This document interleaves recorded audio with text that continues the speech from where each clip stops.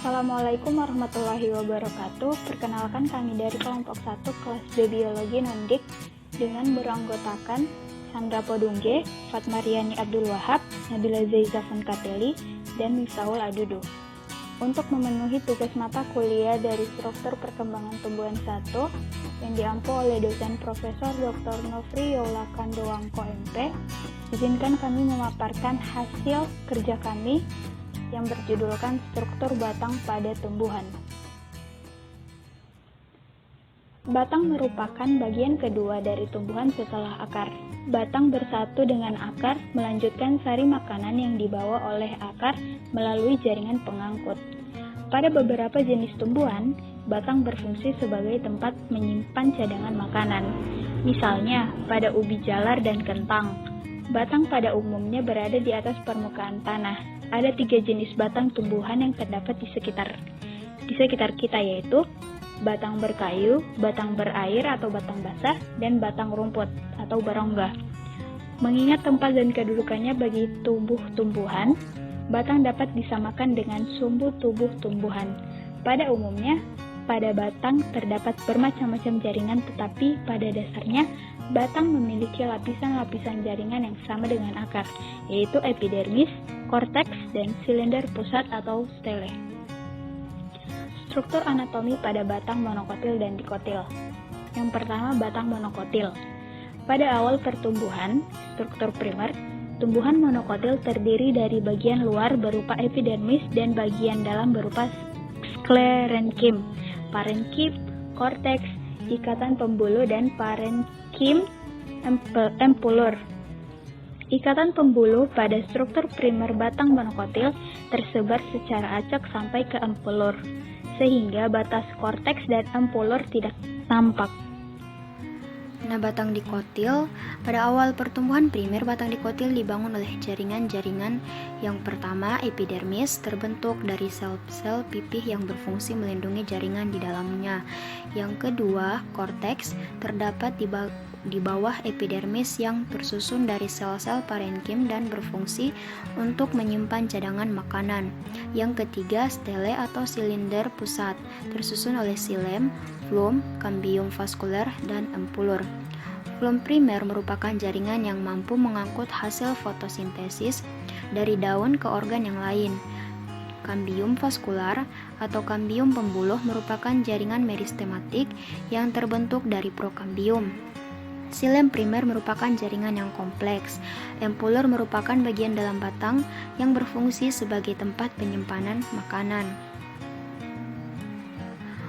Nah, pada perkembangan selanjutnya, jaringan-jaringan tumbuhan dikotil akan mengalami pertumbuhan sekunder. Antara lain, flum sekunder merupakan jaringan flum yang letaknya lebih dalam dari flum primer dan dibentuk oleh kambium ke arah luar. Yang kedua, xilem sekunder merupakan jaringan xilem yang dibentuk oleh jaringan kambium ke arah dalam. Letak xilem sekunder lebih keluar daripada xilem primer. Yang ketiga, gabus dan cambium gabus.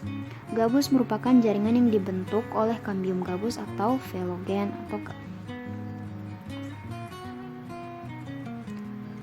Struktur morfologi pada batang tumbuhan monokotil dan dikotil. Batang dibagi sepanjang-panjangnya menjadi node atau ruas batang dan internode atau daerah di antara dua ruas batang. Node adalah titik di sepanjang batang tempat asal organ lateral daun, bunga, dan cabang. Internode adalah bagian batang di antara simpul dan mereka berkembang dengan pertumbuhan interkalar atau berfungsi untuk pertambahan panjang pada batang.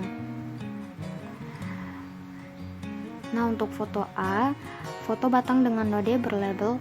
Nah, untuk B, gambar tumbuhan roset atau Arabidopsis lirata, tidak berbatang atau batang skala sama dengan 2 cm di kedua panel.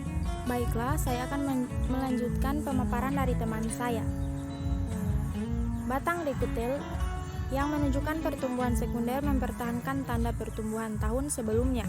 Tunas terminal mewakili simpul terpisah di ujung ruas pendek yang memisahkannya dari sepasang tunas lateral subtending. Pada batang monokotil mungkin memiliki simpul yang jelas, seperti yang terlihat pada bambu. Ruas-ruas di sepanjang batang bambu tidak memiliki daun dan bertanggung jawab atas meristem interkalar pada setiap ruas pertambahan panjang batang.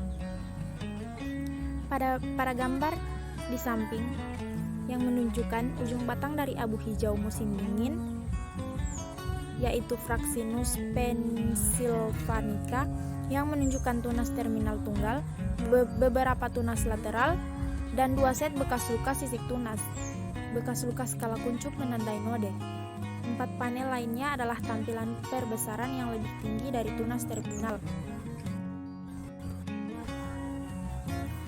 Pada gambar di samping, batang monokotil hutan bambu Moso di hutan bambu Arashiyama, Jepang, dengan jelas menunjukkan node dan internode.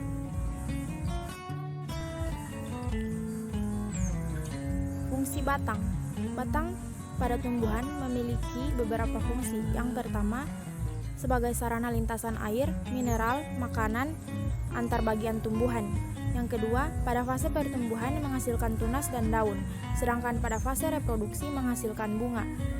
Yang ketiga, sebagai tempat duduk daun, dan yang terakhir, sebagai tempat menyimpan cadangan makanan.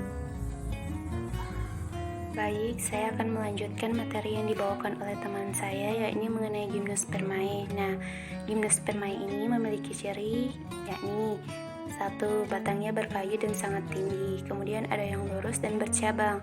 Contohnya seperti melinjo, pinus, cemara, dan pakis saji. Kemudian yang kedua, daunnya itu bervariasi. Ada yang berbentuk jarum seperti pinus dan cemara, ada yang mirip tumbuhan bunga seperti melinjo, ada yang berdaun majemuk seperti pakis saji. Kemudian bijinya itu sebagai alat perkembangbiakan berbentuk kerucut yang disebut strobilus. Strobilus ini ada yang jantan, juga ada yang betina, tapi dengan struktur dan bentuk yang berbeda-beda. Biji ini tidak tertutup oleh daging buah seperti gambar di samping ini. Kemudian Gymnospermae ini dikelompokkan dalam tumbuhan berbiji bersama Angiospermae oleh Judd et al. Tahun 2002. Dia membagi tumbuhan berbiji ke dalam 5 garis keturunan utama, yaitu Cycas, Ginkgos, Conifers, Gnatopithecus, dan tumbuhan berbunga.